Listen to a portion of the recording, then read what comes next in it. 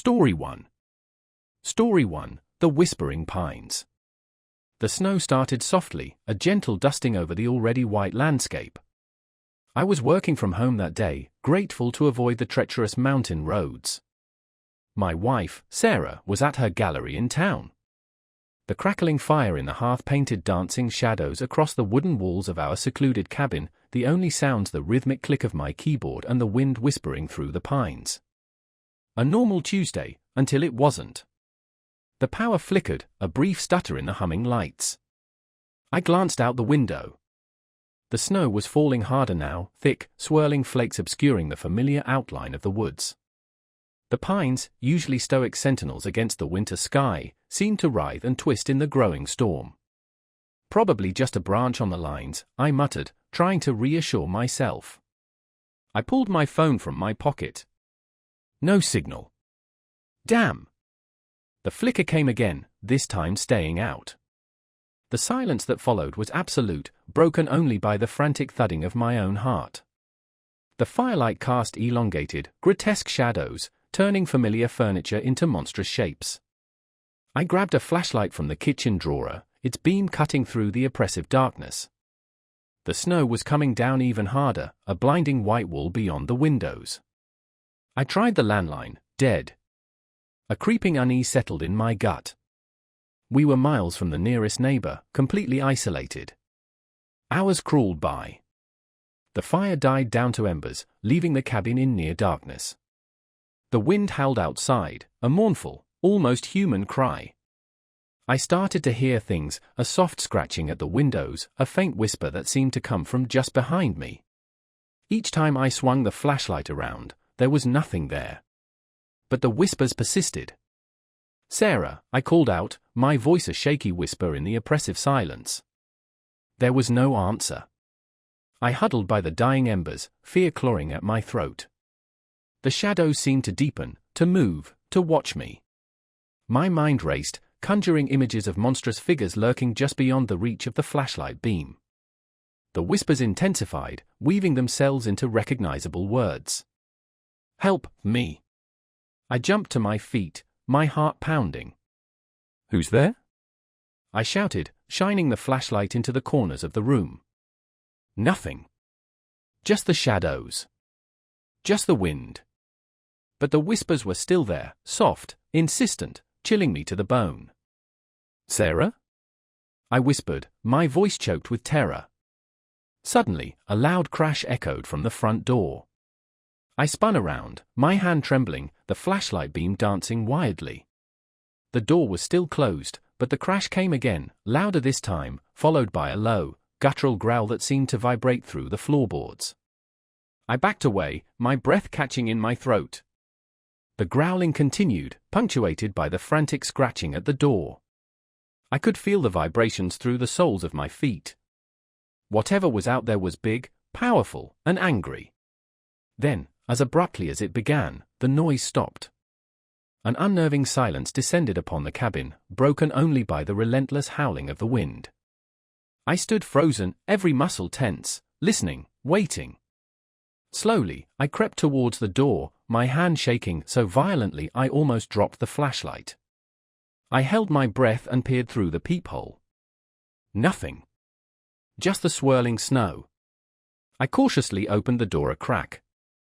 The wind howled, stinging my face with icy flakes. I stepped outside, the flashlight beam cutting a fragile path through the blizzard. There were no footprints in the snow. No tracks. Nothing to indicate that anything had been there at all. But the whispers were back, louder now, closer. They seemed to come from the pines, their branches swaying menacingly in the wind. And as I stared into the swirling snow, I saw it. A fleeting glimpse of something large, dark, and impossibly tall, moving between the trees. It vanished as quickly as it appeared, leaving me alone in the blinding snow, the whispers echoing in my ears. I stumbled back inside, slamming the door shut and bolting it. I huddled in the corner, the flashlight beam shaking in my trembling hand, the whispers growing louder, more insistent. "Let me in?" The scratching returned, this time at the windows. The glass rattled in its frames, threatening to break. I squeezed my eyes shut, covering my ears, trying to block out the whispers, the scratching, the terror that threatened to consume me. Then, a new sound. A faint, familiar sound. The crunch of tires on snow. Hope surged through me. Sarah. I ran to the window, peering through the swirling snow. Headlights cut through the darkness, illuminating the driveway. A car. Sarah's car. Relief washed over me, so intense it almost brought me to my knees. I fumbled with the bolts, throwing open the door. Sarah. I shouted into the blizzard. The car stopped. The driver's side door opened, and a figure emerged. It was Sarah. But something was wrong. Her face was pale, her eyes wide and vacant. She walked towards me, her movement slow, unnatural. Sarah? I whispered, a knot forming in my stomach. She stopped a few feet away, her eyes fixed on mine. And then she smiled. A slow, chilling smile that revealed teeth that were too long, too sharp. And behind her, in the swirling snow, among the whispering pines, I saw it again.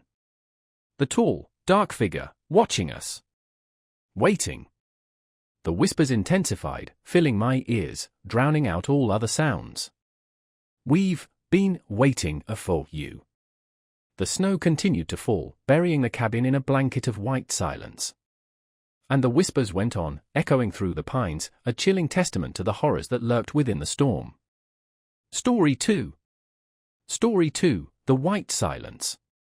The kettle whistled, a shrill intrusion into the quiet hum of the snowstorm raging outside. I was alone in the cabin, miles from the nearest town, a self-imposed exile meant to spark creativity.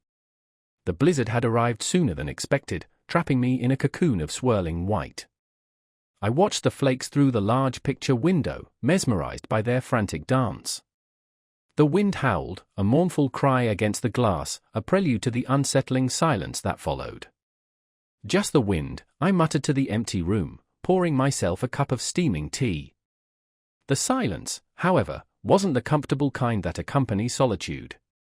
This was a pressing, expectant silence, as if the world was holding its breath, waiting. The first anomaly was the footprints. I noticed them when I went to refill the wood-burning stove.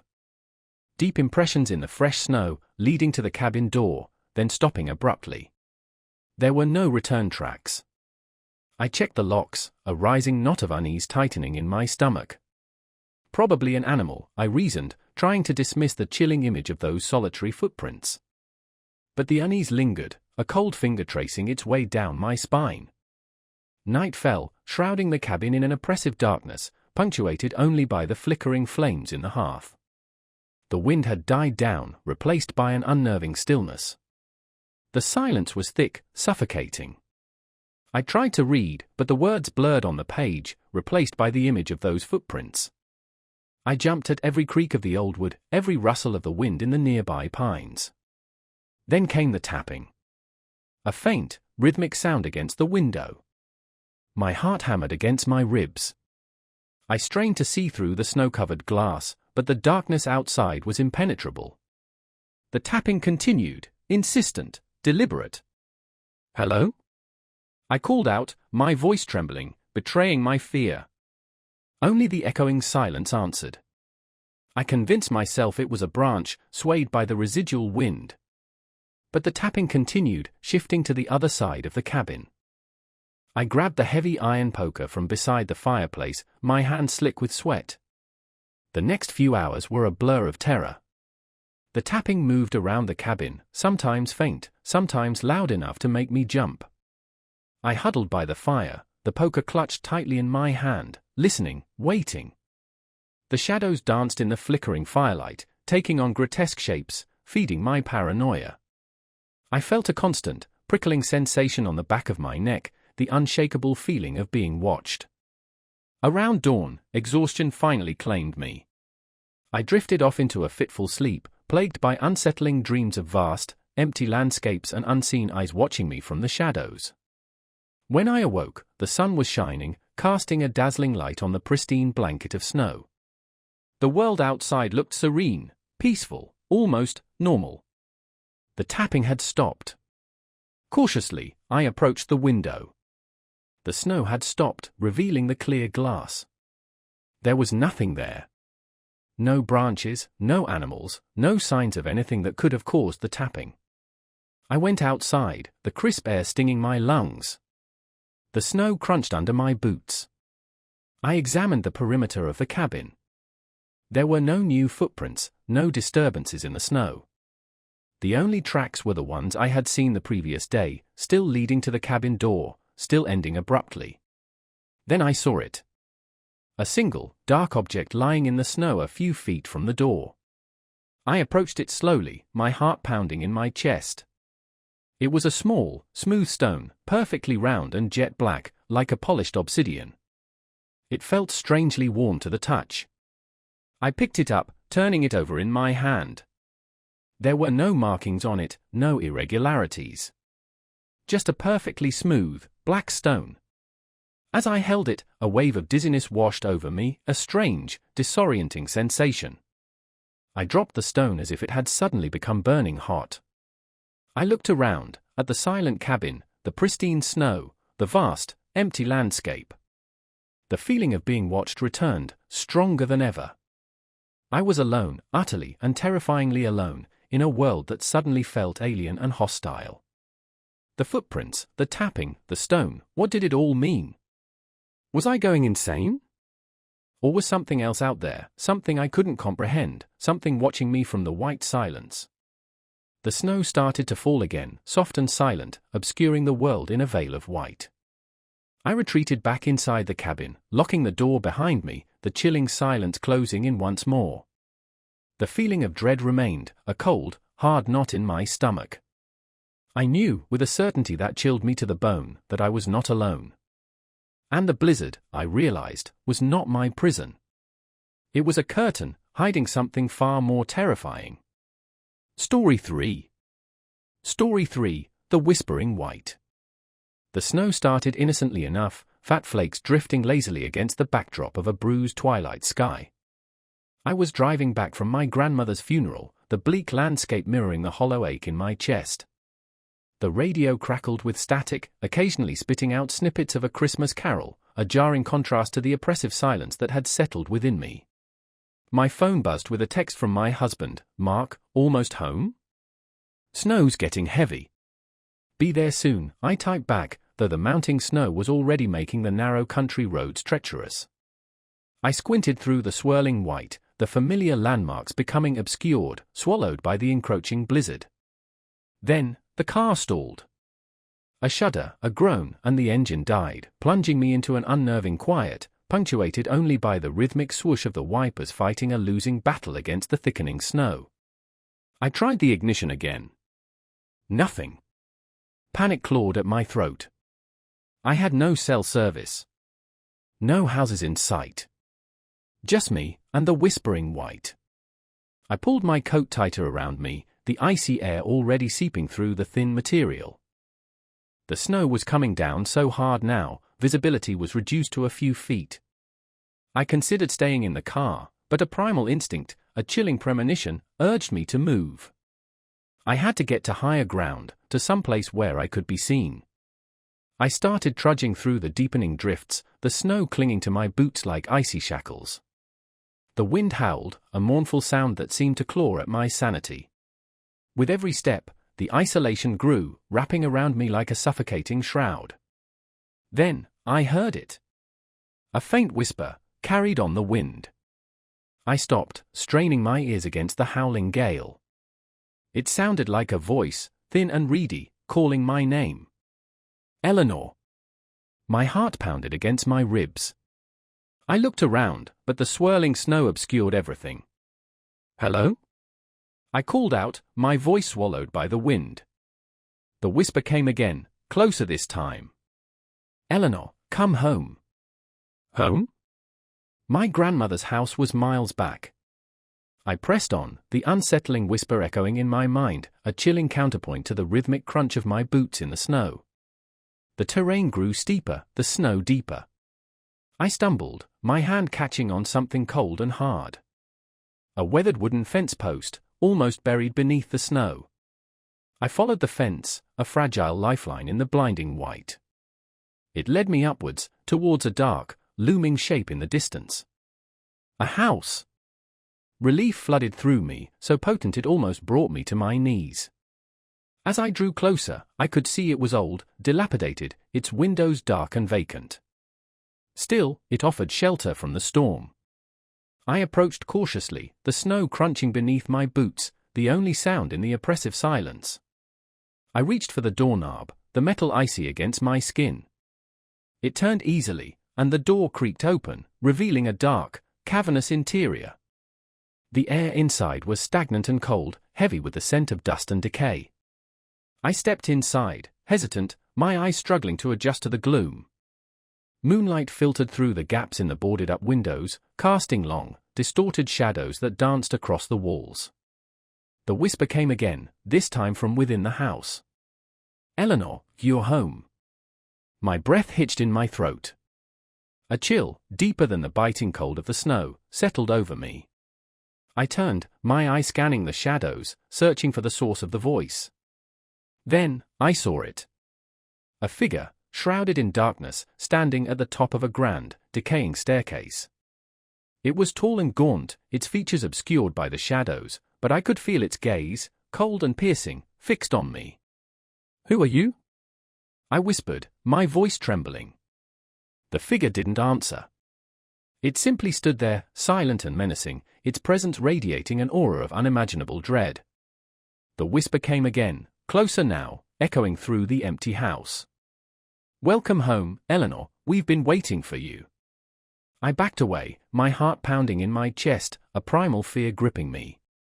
I had to get out, to escape this place, this presence. I turned and ran, stumbling through the darkness, back into the blinding snow. The wind howled, the snow swirled, and the whisper followed me, growing louder, more insistent. "Don't leave, Eleanor, stay with us." I kept running, blindly, desperately, the whispering white closing in around me. I don't know how long I ran, or where I was going.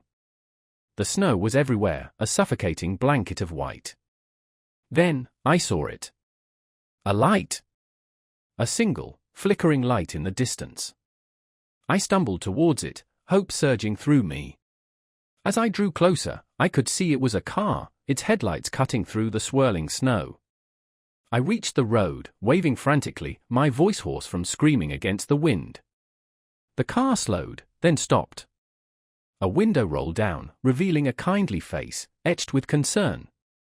"Are you all right?" the driver asked, his voice a welcome sound in the desolate landscape. I tried to speak, but the words caught in my throat. I pointed back towards the house, towards the darkness that had swallowed me whole. But when I looked back, it was gone. The house, the fence, everything vanished, swallowed by the swirling white. There was nothing there but the endless expanse of snow, and the wind, still whispering my name. The driver looked at me, his brow furrowed with confusion. "There's nothing back there," he said. "Just snow." I shook my head, unable to comprehend. I had been there. I had seen it. I had heard the whispers. He urged me into his car, wrapping a warm blanket around my shivering shoulders. As we drove away, I looked back at the empty landscape, the snow falling silently, relentlessly. The whispers were gone now, but the fear remained, a cold, gnawing presence in the pit of my stomach. And I knew, with a chilling certainty, that something was still out there, hidden in the whispering white, waiting.